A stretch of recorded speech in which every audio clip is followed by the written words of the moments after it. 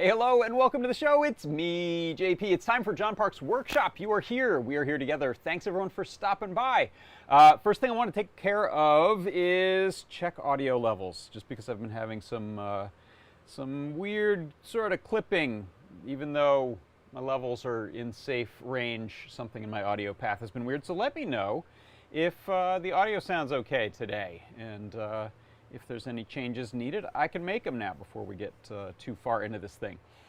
Thank you for stopping by. We got people over in our YouTube chat. Hello to Dave Odessa and Beata Graf Avdelhagen over there. Howdy. And then, of course, if you are somewhere that doesn't seem to have a chat going on, that's probably because people are over here in our Discord chat.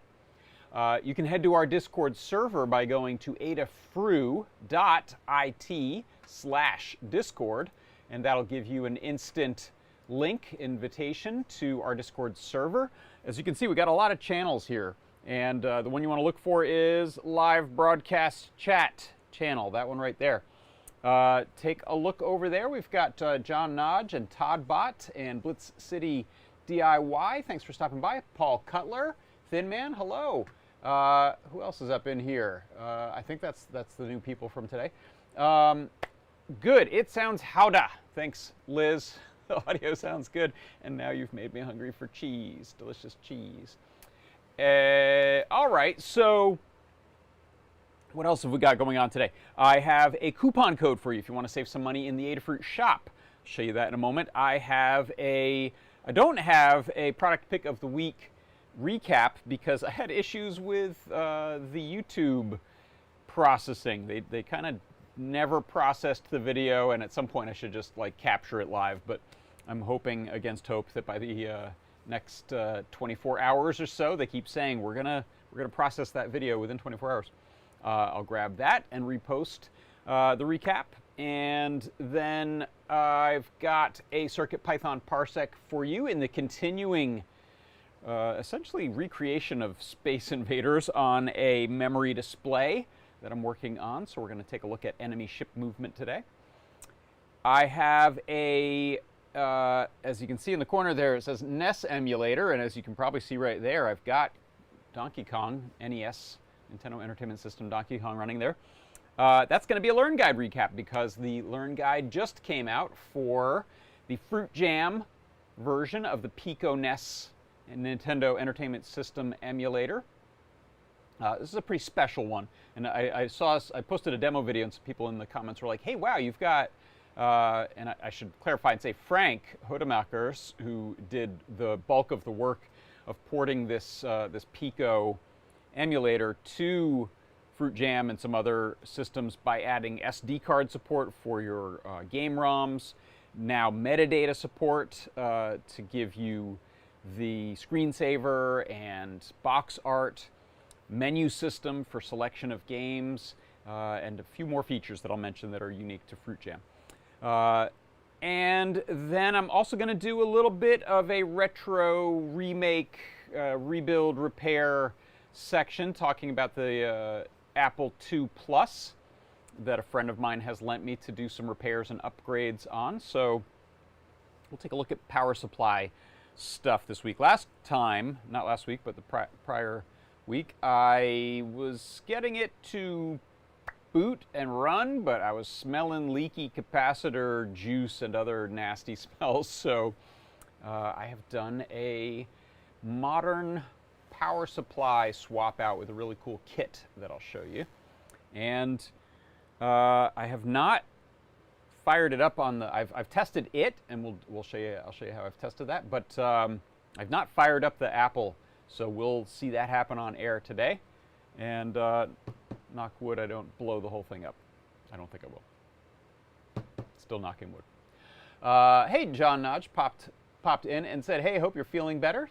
Missed having the show last week." Thank you. Yeah, I don't know what that was. It was a very short-lived laryngitis or something for about 3 days, and now I'm back in fighting form.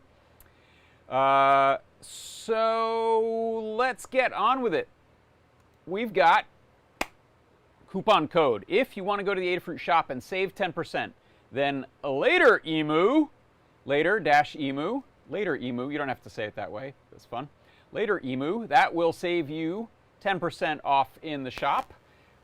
This is the shop right here. I encourage you to head over here and take a look at, in the little hamburger drop down, we've got a new products section there. You can see some neat new stuff like this, conductive rubber cord stretch sensor plus extras. I have not really learned much about this or tried it out, but it looks interesting. Stretch sensor, stretch resistor, pretty cool. That's among the things that you'll save 10% off on with the coupon code LATEREMU. We have a bunch of e-ink displays, new ones with new chip driving them, a few pressure sensors to take a look at. Of course, my beloved super low profile slim USB-C cables. Can save on those. Interesting, these disappeared right away, these little super short 23mm ones. I think people who wanted to put a battery next to a device and just whoop, put a little U connector. But you can sign up, you hit that notify me link and put in your email address, and we'll let you know when that's in stock. Adafruit does not do rain checks. We won't back order things, we won't take your money and then wait for a day when the thing arrives to send it to you. We just like to keep it simple, so if it's in stock, we'll sell it to you. If it's not, sorry, we will not. But there are plenty of things, hundreds and hundreds and thousands of things in the Adafruit shop. Maybe some of those are interesting to you. And if you would like to save 10% off, then I encourage you to type in that coupon code on your way out in the coupon code slot. It is LATEREMU, later-emu, which is almost an anagram for emulator. Almost. Okay, next up, let's jump into a CircuitPython Parsec. CircuitPython Parsec.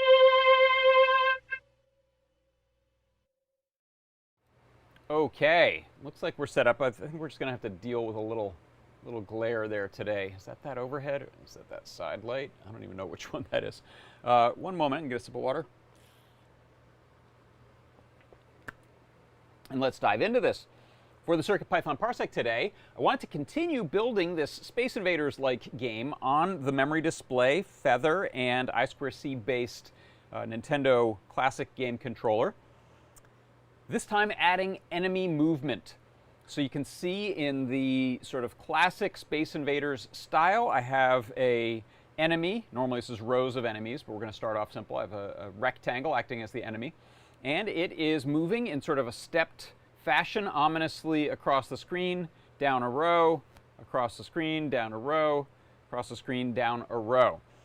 You'll notice, I can move the glare off of there for a second. You notice I still have movement of the cursor, and I haven't gotten rid of up and down movement yet. I have no collisions or anything like that. We are still able to fire projectiles, but I'm not doing any hit detection or anything like that and blowing up enemies. So this is really just about movement of that enemy right there.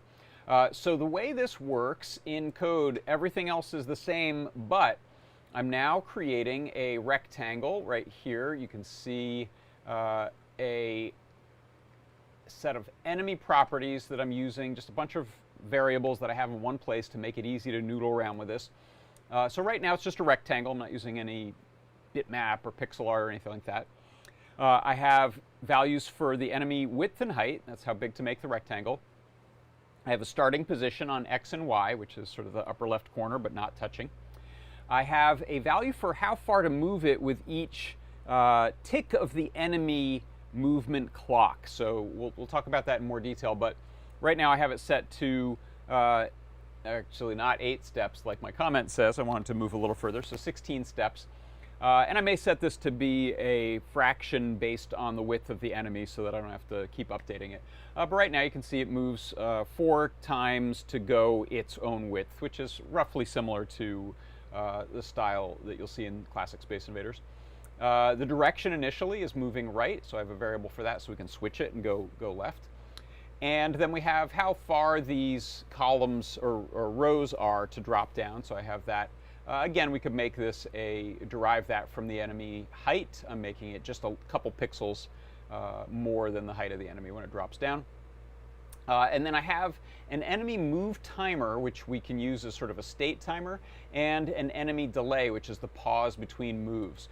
So this one's kind of the key for that movement. And right now you can see I'm moving it the same amount no matter what row it's in. The column steps are the same speed. We may start to increase those just like in the game later, but I'll show you what that looks like if I radically reduce that time. Now it's going to move essentially with the game clock. The game clock is running at 100 frames a second. So now tick, tick, tick, tick, tick, he's moving real fast. So that's what that variable is. It's fixed for now, but like I said, we'll start to change that in the future as the enemies move closer to the player. So here we go and create the enemy rectangle, its width, its height, its position. It's filling it with the black from the color palette, putting it into the main screen group, and then we continue on with some of the projectile creation for when we're shooting. And then here's how the movement happens in the main loop. Everything else here is the same, moving the ship, moving my projectiles when we fire. Can only fire one projectile at a time, so it'll wait for one to either hit something later or for now just get off the screen. And then this is the movement of the enemy right here. So I have my enemy move timer, which initially is 0, and I'm ticking that up 1 frame duration. So the game, like I said, is running at 100 frames a second. So I tick that move timer forward, and then I look and see, has that caught up to the delay? So it's going to take 10 ticks of the game clock before we have caught up with that move timer of 0.1 that I have right now. So we wait to see when those are greater than or equal, and then we reset that timer and then proceed on with moving it in X. So we add to whatever the current enemy X is the step size multiplied by the direction, so we can go forward and backwards. We also check to see if we hit the screen edge. If we do, then we're going to change the direction and we're going to drop down. Now when we go to drop down, we also check to see if we're at the bottom there, if we're at 195 pixels, starting at 0, heading downward. If we do, then we flip it way back up to the top, and that's how that loops around. Again, not realistic for gameplay ultimately. That would cause the player to get eliminated, but we'll get to that later. And then once we've changed all those variables, then we update that enemy position X and Y. So same sort of thing. We don't want to stair step, so we get both of those and run them at the same moment. And then you can see the time, the sleep time I had actually set to 60 frames a second. Let me set this back to 100 frames a second, and I'll resave that.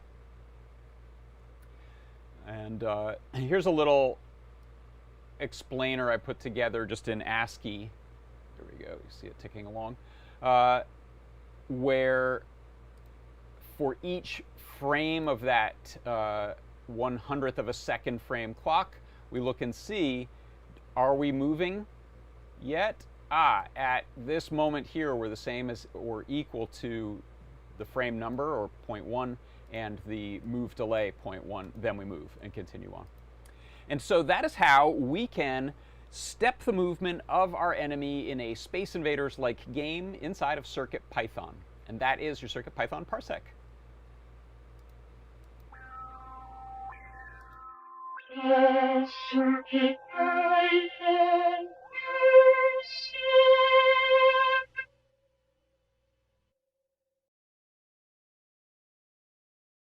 All right, so we'll keep plugging away at that. I'm going to add in maybe some custom graphics to that, try to make it look a little more interesting than squares, and start doing collision detection with just the one enemy before we start adding rows of them. So that's where that is headed.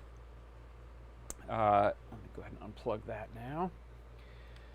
So next up, let's take a look. Speaking of games, we're going to take a look at the Learn Guide that just got published for the Fruit Jam Nintendo Entertainment System, as I call it. So if you head over here to learn.adafruit.com, you can see we have a section called New Guides, and the first one there is this. This one actually was just published today, and I haven't even blogged about it yet, so this is the sort of first look at it.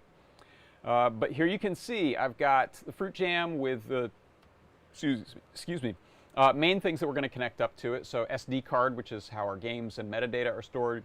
Power, initially data for programming it, but power later over USB-C.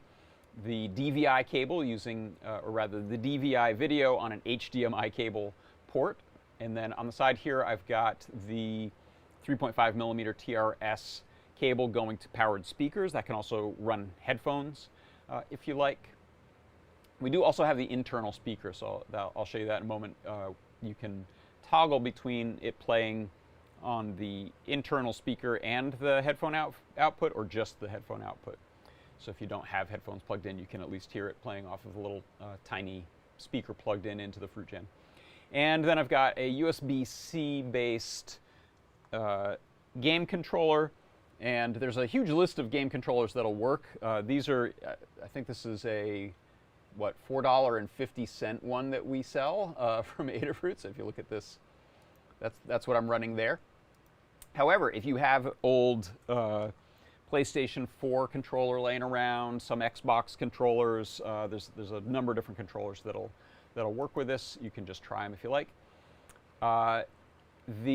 Like I said, if we scroll down here past some of the demos, there are important credits to give here. So, whoops, this was originally a NES simulator or emulator for, I believe, Windows, Jay Kumagata's InfoNES, which was then ported to the RP2040 by Shuichi Takano, which also builds on the Pico DVI library from Luke Wren. And then Frank Hodemakers did work on SD card support, a in-game menu, as well as a bunch of the specific things for this port here, including the DAC, I2S DAC headphone output, the onboard speaker output and selection, NeoPixel VU meter, I'll show you that, the two-player gaming using one USB and one I2C, so this type of Nintendo Classic or Wii Classic controller, so that can plug into I2C and you can do two-player gaming. You can also do one-player gaming on this. Sometimes it requires a USB to be there initially and then unplug it, and then you can do single-player gaming with this, which actually has lower latency than USB, I'm pretty sure. The USB feels pretty good on this. It used to feel a little slower, I think, on the previous one running on the RP2040 through the USB host adapter. This one, for some reason, feels a little snappier to me. I could be imagining that, and I haven't run any latency tests on it, but I do get the feeling that this type of I2C controller just has less overhead than USB and has a little bit better response.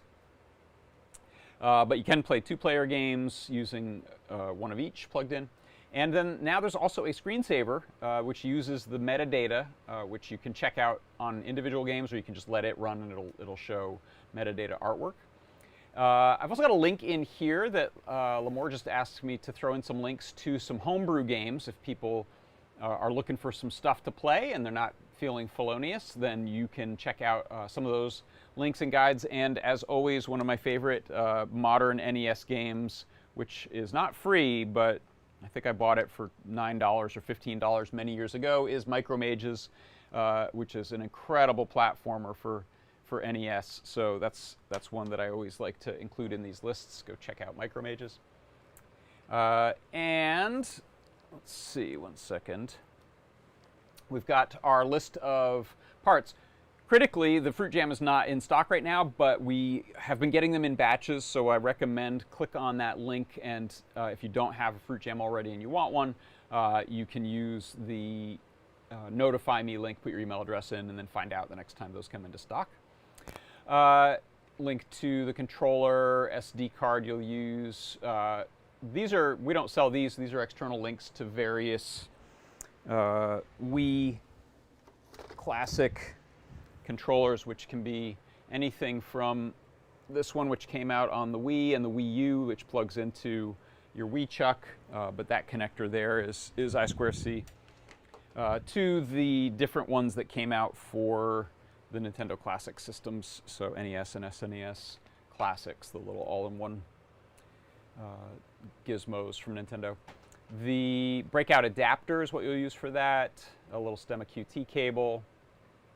You'll want a USB-C to power and data this. That could be a C to C, that could be a to C. I threw a nice woven cloth 2-meter one there. And then ultimately a power supply is nice for this if you're just running the game and not programming it. You don't want it plugged into a computer. You can run this off of a battery as well. It just will depend how large it is, will determine how much gameplay you get. But since you're plugged into a TV with it, I would say a power adapter plugged into the wall is a good call. All right, and then we got the software installation section. So you'll go and grab the download from GitHub, and here's the releases. That link goes right to the latest release. So you can look for the Fruit Jam one, because this Frank has made this available for a whole bunch of different board types. But that one right there, Pico NES Plus, Adafruit, Fruit Jam, ARM, PIO, USB, UF2 is the latest. You can see some of the other boards this is available for, and you'll just have some different features depending on the board. So that is going to be a drag and drop. Once you get that on there, you'll hit the boot button and reset, drag it onto there, it's good to go. And then you'll format, if it's not already, I think all of our SD cards are formatted for FAT32. But format your SD card for FAT32, put games on there. You can put ROMs in as a .NES extension. You can put them in folders if you want to organize them, or just put them out there loose. And they will show up either in folders or just loose out here at the main level. There are some things you can do to try to get rid of dot files that the Macintosh will throw on there. But I don't know if I can get rid of these first two. There's a lot of other dot files you can get rid of, and underscore dot files and stuff, but we may just be stuck looking at those up there.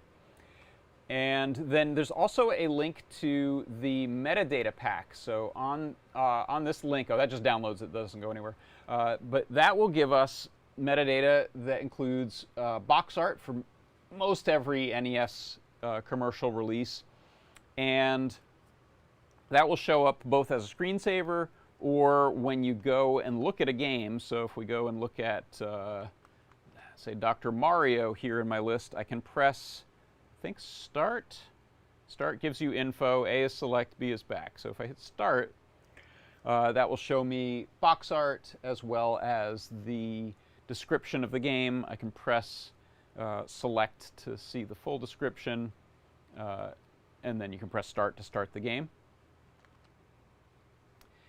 And if we go to the next page, which is Fruit Jam setup, I'll just show you what you're plugging in here. if you're going to add a classic controller. Like I said, there's sometimes funniness with using just the classic controller or the combination. In some cases, depending on the USB controller, I found plugging them into port 2 and then having the WeChuck adapter plugged in works better than trying port 1, so it can be a little goofy there, so those are a couple things to try. Here's a nice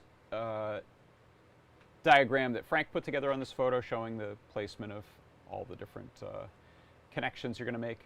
And then in this run, oh, by the way, I'll mention the screensaver should just run forever.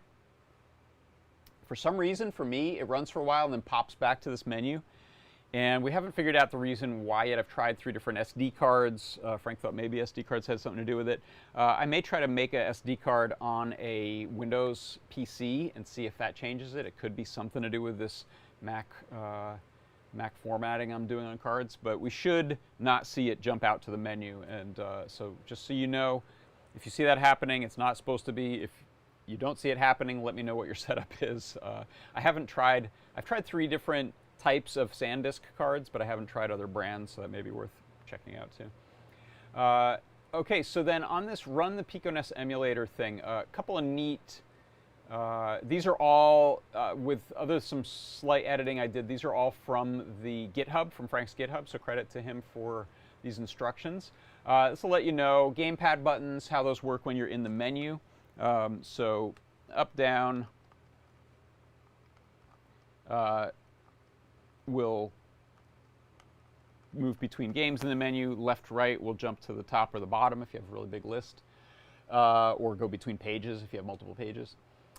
Start shows the metadata. If you just want to start the game, I think you can just hit A. Yeah, if there's a folder, you can go into the folder. Metadata will let me go into this folder. There's no games in here, but here you can see some folder navigation. And let's see if I can get out of there. Oh, I've probably choked it because there's about 1,000 metadata files in there, so it's probably trying to build that menu right now. I'm going to restart it. I'll just hit the reset button. There's some credits that show up when it starts, and then it'll go to the menu or to the screensaver. The games can be played from a keyboard, so if you don't have a gamepad at all, there's a list here of the USB keyboard keys you can use: up, down, left, right, Z, X, S, A. And then some, let me see, some info about game menu color stuff. So this is kind of cool. You can see now I've got a black menu with purple text. If you press the select button and right and left and up and down, you can change the background colors and the completely illegible light pink on teal. So up is changing text color here. Now it's black on black, white on black, blue on white, whatever you like. It's pretty legible, so I'll leave that up. If you want to save those so that the next time you start we get that same set of menu coloring, then you can press select and A. I didn't press that right now, so if I reset, I should get the black and purple again. There you go. And I think that, oh, and select B will go back to the default black on white, so if you end up with a weird color thing and are tired of scrolling through, you can hit that. Somebody is wondering if the classic cheat code, up, down, down, left, right, B, A, does anything. I haven't tried. Let's see. Up, down, down, left, right, B, A. It did nothing. That's a good question if Frank wants to add something to that.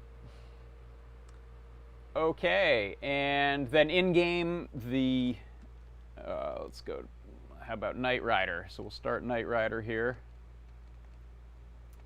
One thing you can do kind of anytime, but it'll be easier to see if we're in-game. Shift and up turns on scan lines, which to you will probably just look darker. There's without scan lines, there's with scan lines. So it's going to look darker here, but we have black lines every other line as if it's on a CRT.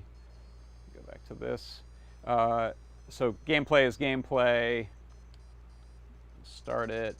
You can go through all this. And then you can pause with in-game, in this case, start button. And then you can get out, just jump back to the main menu if you're done playing like this. Which I know makes games a lot harder to play if they're frustrating games, because you will just rage quit, rather than if you have a real system with one solitary cartridge, you're much more likely to play. So that's the biggest problem I've ever found with sort of emulator setups where you've got a big menu of games, because these games are generally harder than modern games in a lot of cases. So to have the fortitude to play them, especially without save states, this does not have any save states. It's whatever the original game saves were, and it saves those to a saves directory. You've got to have some discipline to play some of these harder games. And there you go. So yeah, it says when you hit start select, the save RAM is saved to the micro SD card saves directory when you get out of the game. So even if the game is saving your progress, you don't want to just power the power cycle or reset the device. You want to hit start select, then it writes that to the to the SD card. And that's it. That covers it. So let me know. One other thing, this is just a general Fruit Jam thing. This is a pretty cool, at least cool back in 2007, but I still find it useful monitor. It was a broadcast monitor, a PVM, professional video monitor from Sony, that has multi-formats. This is actually USB into DVI port that I'm using. This monitor has no problem with the slightly funky refresh rates and sizes that we get through something like the Fruit Jam or the Picos. TVs tend to do better. So TV with an HDMI input or TV with a DVI input, they tend to do better than computer monitors, I've noticed. Things that are, I'm a monitor, I'm not a TV, they seem to be pickier about some of the refresh rates and sizes. So I believe Ann Barella put a guide together on some of these issues. So if you, let's see, let's do DVI. Let me just search for Ann.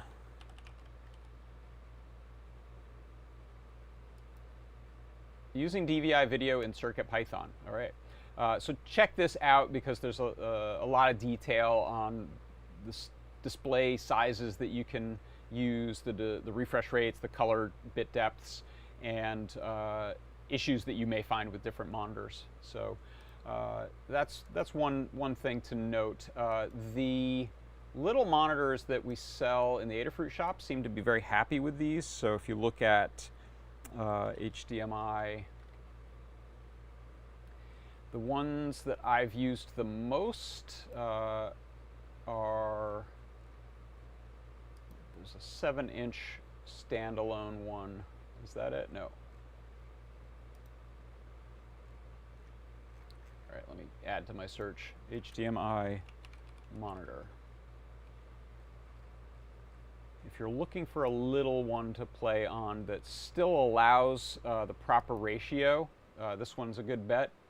I don't have it in here. The official Raspberry Pi HDMI display, which is super cool, big panel, flat, it stretches no matter what you send it, so you're not going to have proper ratio, and it doesn't seem to have settings for changing that. So, oh, and Sam Blenny, thank you. Sam mentions over in the Discord that you should check with the latest beta release of CircuitPython for display support. By the way, I should say this is not running in CircuitPython, this emulator, so that's sort of a different story. It's in C. But anyway, those are some emulation topics you might be interested in. What I'd love to do now is move over to the bench and give you an overview of the power supply on this Apple II Plus that I've been fixing up for my friend Jason, and give it a try in the proper machine. So let me grab my phone over here so that I can watch the Discord chat.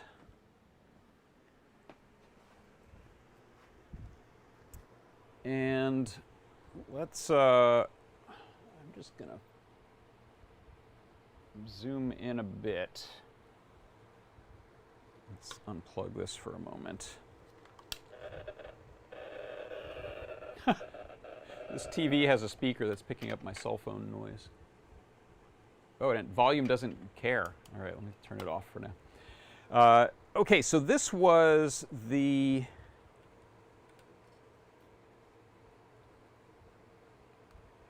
put this somewhere that we can see it and focus on it. That's pretty good. So this was the power supply that came with the Apple. I think it was the original one in there. And this was actually working. It would power up the machine, except for when this 116K RAM card was inserted, which I think has to do with bad RAM on this, but I'm also willing to consider that maybe we had some improper specs on the voltage coming out of this. And I'm sorry to say I didn't test the voltages on this, and I should have beforehand. I may still, because these two posts are where AC comes in, and then down on this end of the board, I'll put it so you can see it, and get something here's something to point at it with, a little plastic spudger. This is 5-volt output here. -5, -12, common, +12, and another common here. Oh, it's funny, this was not actually using +5, even though it's on the output. Yeah, oh, there it is. There's +5. So that's what this supply supplies, coming in on AC. And what I did was Jason actually ordered this kit from Retroactive. This is the original case here, and so I've just replaced that, rewired the AC incoming, so this goes through a switch here, and then we've got live and neutral here. There's a PCB at the bottom that mounts into this and snaps off a little piece to fit some other supply sizes that were in anything from Apple II to 2E. And then the brand new supply right here has connections. This is the wiring harness that I clipped from the original, and it has these nice spring-loaded connectors that grab on really securely to give us the outgoing -12, +12, -5, +5, and 2 commons. And so that's what's right here. And so what I'll do is I'll show you the test that I ran here. Let's zoom out a bit and refocus to get a reality check before I go plugging this into a 40-year-old computer. In fact, this supply has 1980 stamped on the PCB, so it's getting up there in the years. So I'm just going to take this little cheapo. Oh, let me turn you off. There we go. So a little cheapo voltmeter here. I can't remember if this has a light on it. I don't think it does, but hopefully you can see that well enough. And so I'm going to give the power supply AC.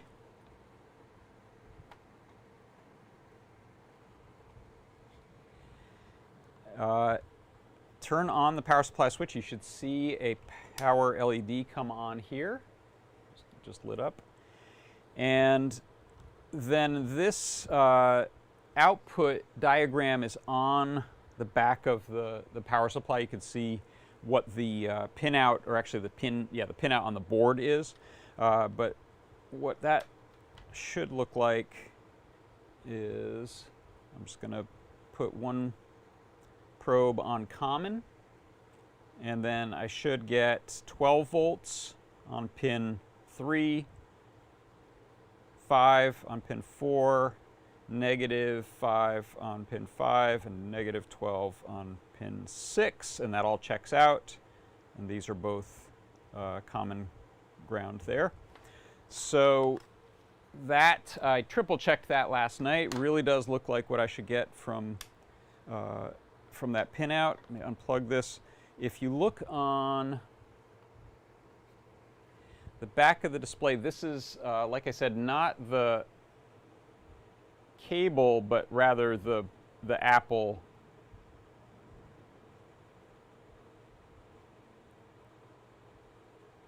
Can that focus? There we go. Sorry about that. So this,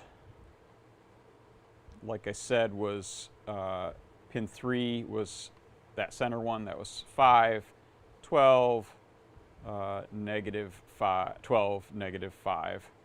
1, 2, 3, 4, 5, 6. So let's check that again. I'm gonna, yeah, I'll do it while we hold it this way. We just have to flip this around mentally. So I should be able to hold it like that and do it. All right, because I really want this to be correct before I start plugging this in.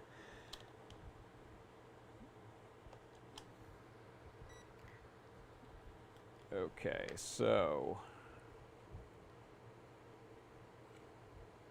if indeed that plugs in that way, that should be pin 1. So the far one here. This is not plugged in. Yeah, sorry, I won't be able to hold it. I don't think I'll be able to hold it quite that way. Let's see. Sorta. All right. I can sort of hold it like that.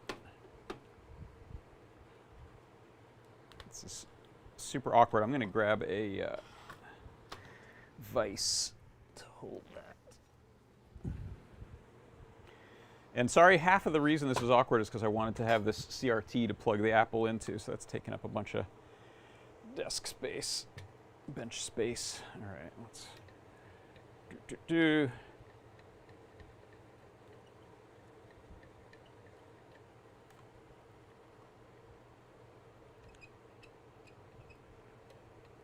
We're not touching anything critical with that, and this is rubber. Oh, I'm going to shim that because I brought those too close together for something else. Let's get a little.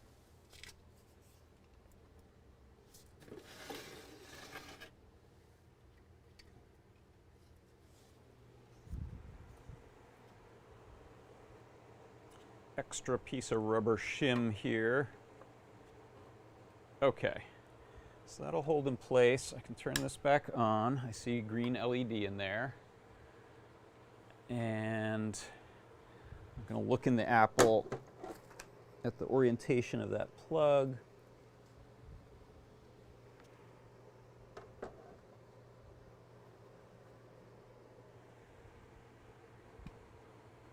So it can go in.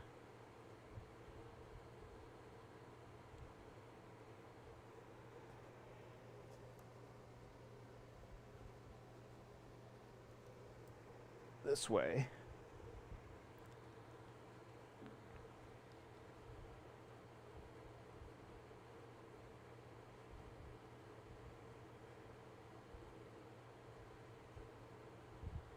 Okay, let's see what we get.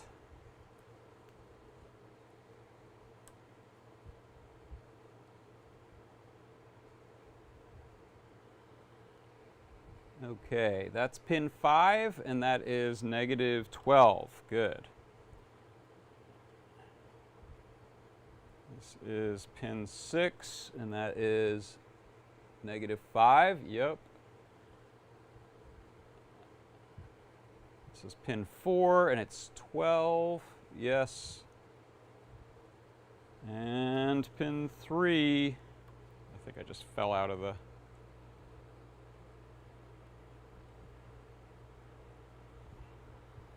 is 5. Yes, okay. Quadruple checked now. I feel good. Let's close this thing up. here's the little power switch on that. Turn that off, unplug this.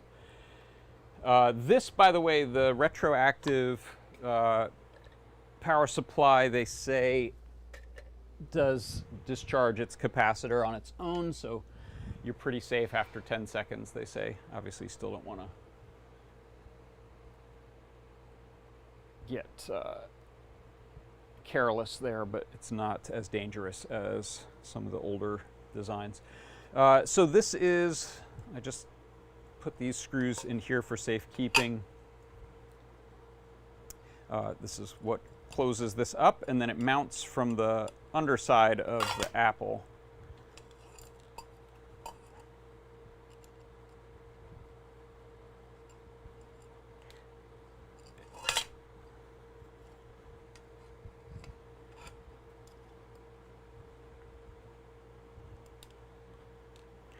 I will go back later, I think, and clean off this interior because, oh, before we go closing that up, last time I said, yeah, it's working, but I'm definitely smelling some busted capacitor smell, sweet kind of smell, and I couldn't see it when I just looked, but only now, let's get as close as we can to this.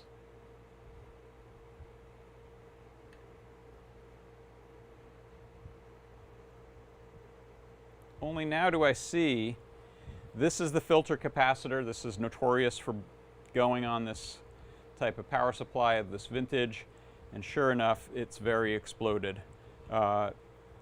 Inside of this case has some of that sticky residue, so I'm going to go back later and clean that. But that's the filter cap. Some people say, hey, just replace that filter cap. You can buy them for about $3 or something like that. It's not a bad idea. I may do that and then try using this supply for something else. It would actually make a pretty decent Eurorack power supply, I think. I'm not sure what the current rating is on the different rails, but it's a, the decision of Jason, who owns this computer, was I just want to put a modern supply in, so that's why I've got that in there. But this could potentially, other caps, you know, quote, look good, but yeah, this is some pretty old gear that was not meant to last decades and decades. So, but I just wanted to let you know what we're seeing in there is some of that explodey capacitor mess.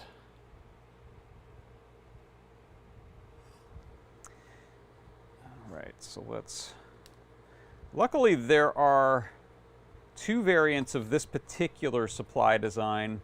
And I got the one here that doesn't have rivets holding. There's like 4 rivets or so in one version of it that just need to be drilled out. This one was actually all just screwed together. So this will mount in here, and these 4 holes are what screw up from the underside of the computer. I'm just going to turn off this noisy HVAC for a moment. Oh, not there. Got to go into the sides. So yeah, these side screws here on one variant of this are include a couple of rivets on each side, I think, from what I've seen online. Big shout out to the many vintage computer enthusiasts online in the Apple, whoops, that one's not one, Apple world, particularly Adrian's Basement, but there's a lot of great videos on YouTube and a lot of great forums to go and find out. I'm not an expert by any means on Apple II repair, but I am very intrigued by the kinds of modifications and modern upgrades and things people are doing on these, so I may find myself in the market for an Apple IIe maybe. I remember one time I was teaching a class at the Los Angeles River Center, which housed, among other things, an animation retraining for H-1B grant people, which is who I was working for. But it also had a canine unit of LAPD headquarters there, or some administrative group. It also had some sort of LAUSD off-site storage. I saw 20 Apple IIes or more just stacked up in this room. I never asked anyone about it. This is like 20 years ago, 15 years ago or more. I wonder where those all went. I'm sad to guess. All right, so there we are. We're put back together. I'm going to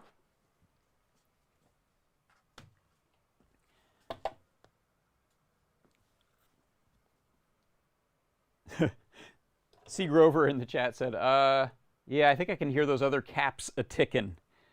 Yeah, they're getting long in the tooth.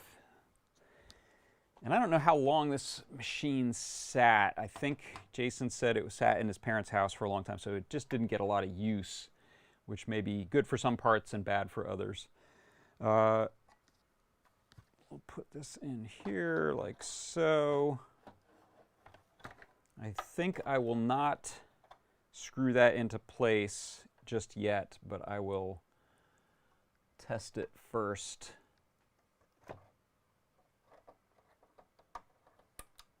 Just out of superstition. Okay, let's zoom out. And let's move the second camera over so we can see that screen. So that'll be one of our indicators of if things are working or not.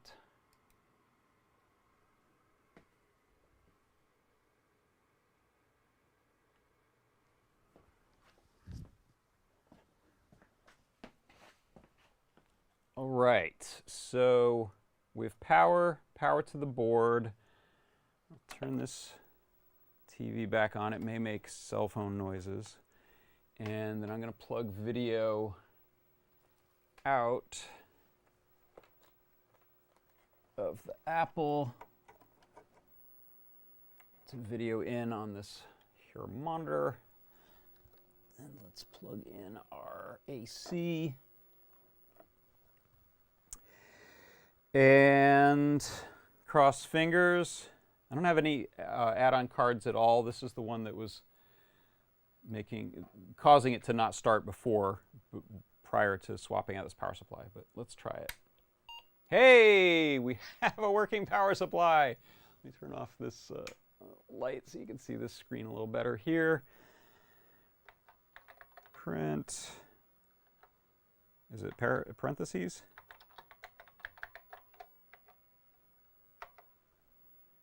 No. Is it quotes?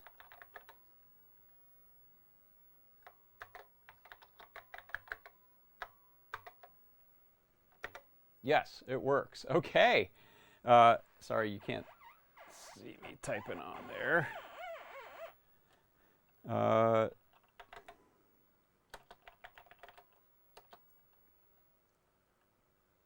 there's no back. I think there's a backspace, just not a delete on this, right? Yeah, I am way out of practice on this, I'll tell you. It works. Yay.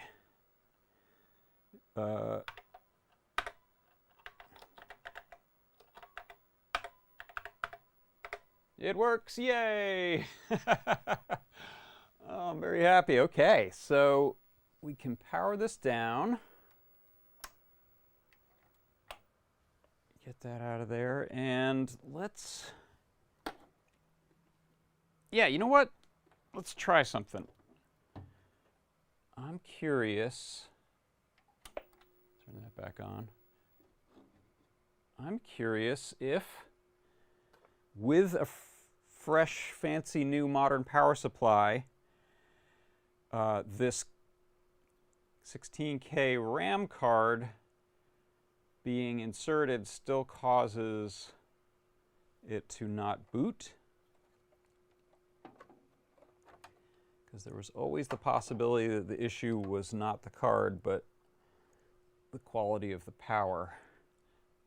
I suspect, I'm going to guess, tell me your guesses, but I'm going to guess the card is actually still the problem. Because I think just that filter cap did not mean we were having a bad power come out, but we'll see. Let's try it. Oh shoot! No, I heard noises I don't like. Let's unplug that.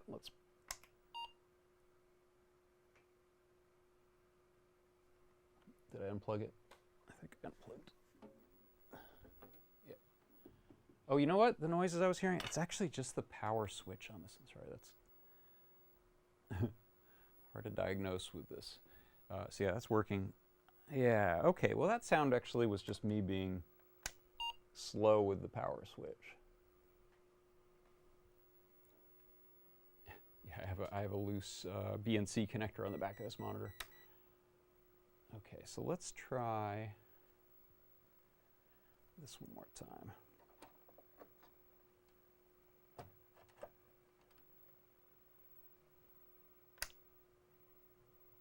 Nope. Okay. I am calling this definitively dead. Some RAM on here is bad. Let's turn this back on. We're all good. Okay. So I'll stop that there, but I'll give you a little preview of one thing that I'll be adding to this, which is exciting in its capabilities and size. That is the replacement for that 16K RAM card. And this essentially took this from, I think, 48K of built-in RAM. You can see it right here. Added 16K, so up to 64K of RAM. This is the modern replacement for it. So let me set that. Set these down here and focus on them.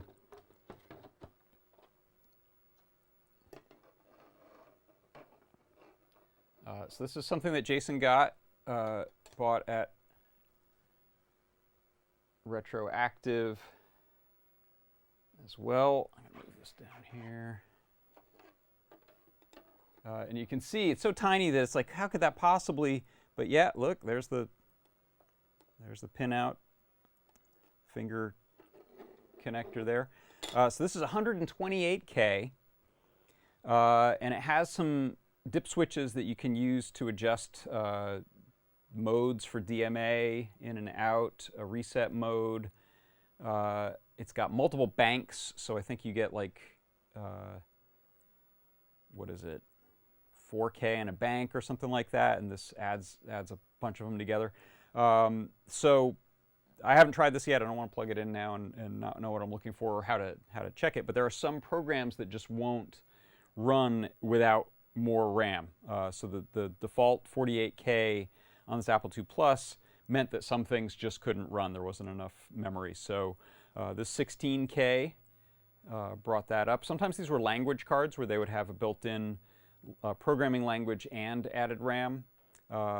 This one is just a RAM card. Same with this one, except this one goes all the way up to 128K, which is enormous for the period. I think my Apple IIe had 64, maybe 128, had an 80-column text card on it, which I think maybe was built into the same card, was added RAM and added columns of width on the text output. So anyway, that's to come. I'm going to add that. I've also got some neat stuff for game input that I'm going to be doing. So, and floppy, you can see back here maybe I've got the Disk 2 floppy drive and controller. I've got the modem, that may be the least useful thing on here, but we do have a 300 baud Hayes modem. So some interesting things there.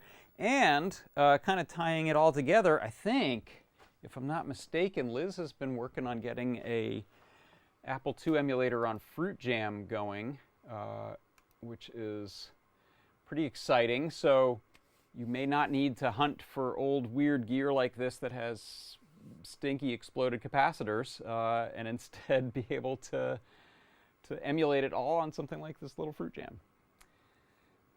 So those are the latest updates on the Apple IIe, and thanks again to Jason for entrusting me with this repair.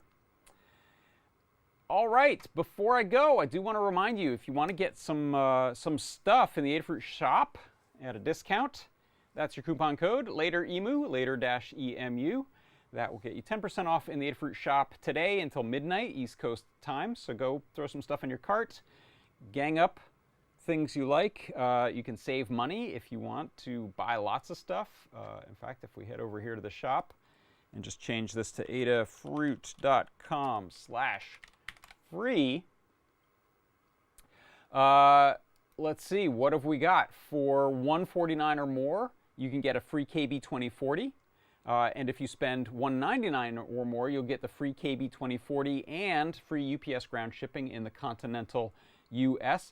These update and change. I know we've had like coasters in for a while, and we had a $300 and up item that you could get. But right now we have these two, so keep an eye out. Those change as our stock on things change as well. So later EMU, 10% off. Go to free and check out what you get if you buy lots and lots of stuff. All right, that is going to do it for today. Toddbot says this is the Apple II of Theseus. Yeah, at what point, maybe this needs a mechanical keyboard in there too.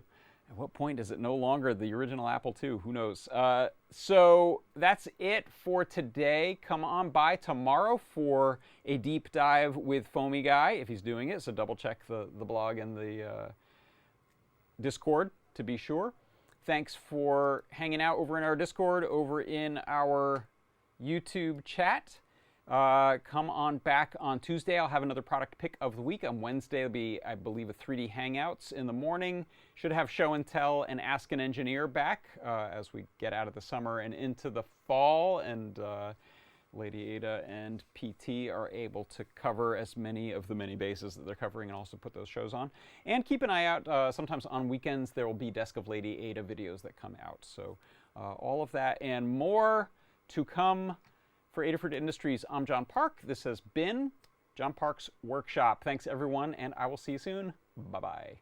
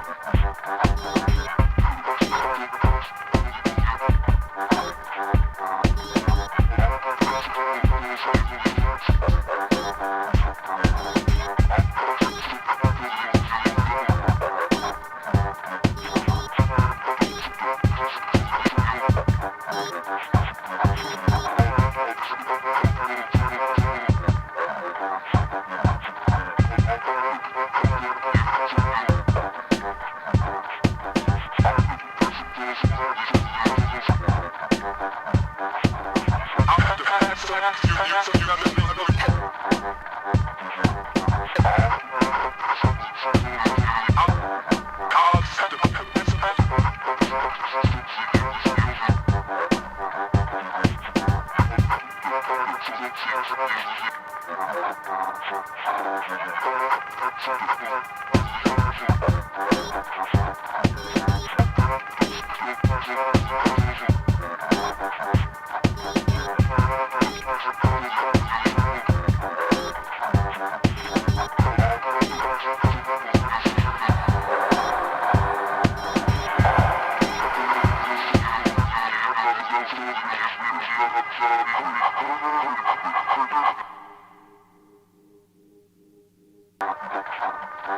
you.